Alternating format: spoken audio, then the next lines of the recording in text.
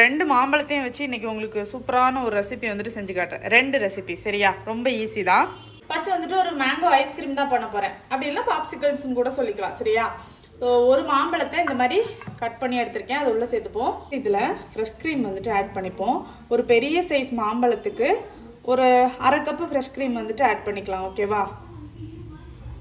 Next இதில் கொஞ்சமாக இனிப்புக்கு தக்கன கண்டென்ஸ் மில்க் வந்துட்டு ஆட் பண்ணிக்கோங்க, இல்லைனா சுகர் கூட போட்டுக்கலாம். ஓகே, இப்போ இதை க்ளோஸ் பண்ணி அரைச்சி எடுத்துக்கோங்க. இப்போ மோல்டு ஒன்று எடுத்துப்போம். எடுத்துட்டு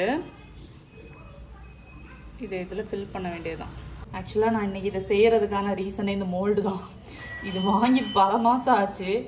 செய்யணும்னு நினச்சிட்டே இருந்தேன். சரி மாம்பழத்தை வச்சு இதில் செஞ்சிடலாம் அப்படின்ட்டு தான். இந்த மாதிரி ஃபில் பண்ணிக்கோங்க. இப்போ இதை லைட்டாக தட்டிப்போம் இந்த மாதிரி.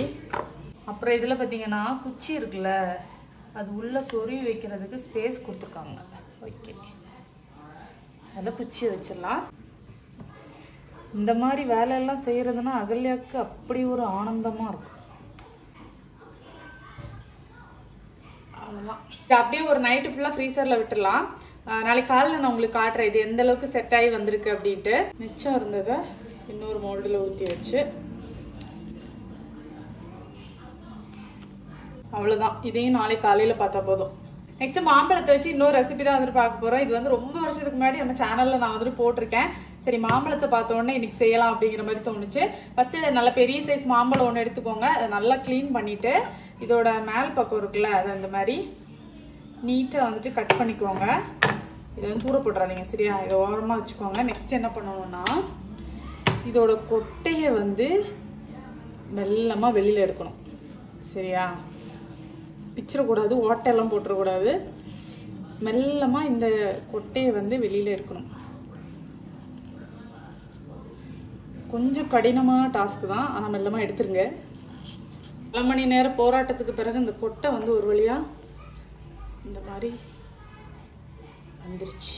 கஷ்டப்பட்டு எடுத்துட்டேங்க சரியா. இப்போ ஒரு பேன் ஒன்று வச்சுட்டு ஒரு 1/4 கப் அளவுக்கு பால் எடுத்திருக்கேன், அவ்வளோ போதும். இதில் நல்லா கொதிச்சதும் இதில் பார்த்தீங்கன்னா ஒரு 5 பாதாம், 5 முந்திரி, 5 பிஸ்தா சரியா, இது இவ்வளோத்தையும் பவுடர் பண்ணி சேர்த்துப்போம். இப்போ இதில் 1 டேபிள் ஸ்பூன் அளவுக்கு சுகர் போட்டுப்போம். ஒரு பிஞ்ச் ஏலக்காய் பொடி, ரொம்ப மைல்டாக கொஞ்சமாக மஞ்சள் பொடி.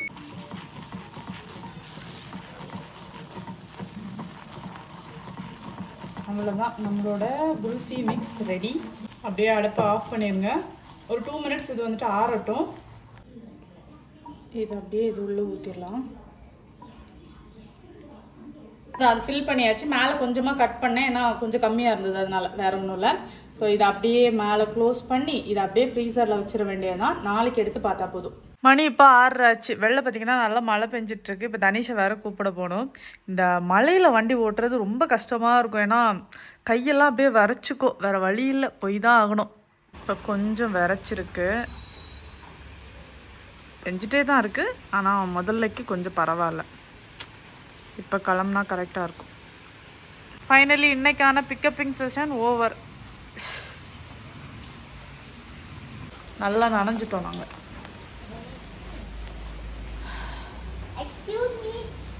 ஹாய். ஆளை காணல, இருட்டில் தெரிய மாட்டேங்கிறது.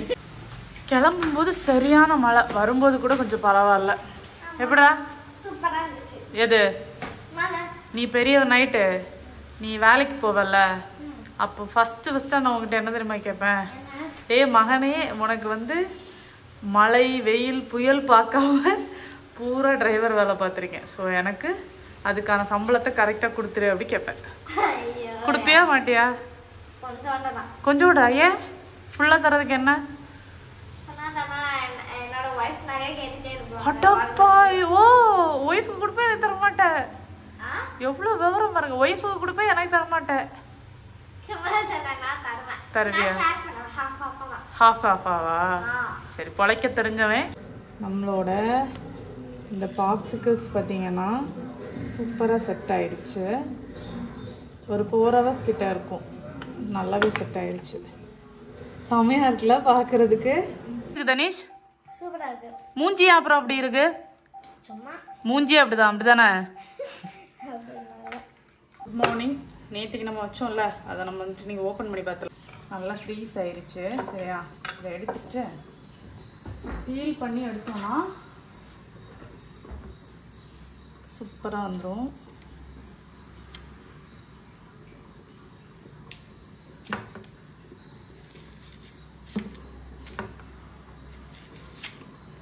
கை மறக்குது, கை இந்த மாதிரி ஆயிப்போச்சு. சரி, அதெல்லாம் பார்க்கக்கூடாது. சரி, எல்லாத்தையும் பீல் பண்ணதுக்கு பிறகு இந்த மாதிரி நம்ம வந்துட்டு கட் பண்ணிக்கணும்.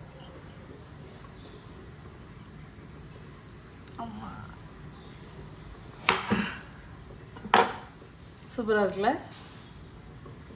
இது அப்படியே கொஞ்சம் வந்துட்டு அந்த சில்னஸ் போனோடனே எடுத்து வச்சு சாப்பிட்டோன்னா அவ்வளோ சூப்பராக இருக்கும். கண்டிப்பாக வந்து ட்ரை பண்ணி பாருங்க. சரியா? அவ்வளோத்தையும் எல்லாத்தையும் கட் பண்ணியாச்சு. நான் இதை ஒரு பாக்ஸில் போட்டு அப்படியே வந்துட்டு ஃப்ரீசரில் வச்சுட்டு போகிறேன். தேவைப்படும்போது எடுத்து சாப்பிட்டுக்கலாம். கண்டிப்பாக இதை ட்ரை பண்ணி பாருங்கள். அப்படியே வந்துட்டு உங்களுக்கு மேங்கோ குல்ஃபி சாப்பிட்ட மாதிரியே இருக்கும். சரியா? மேங்கோ குல்ஃபி தான், வேறு ஒன்றும் இல்லை. சரியா? ட்ரை பண்ணி பார்த்துட்டு சொல்லுங்கள். பாய் பாய்.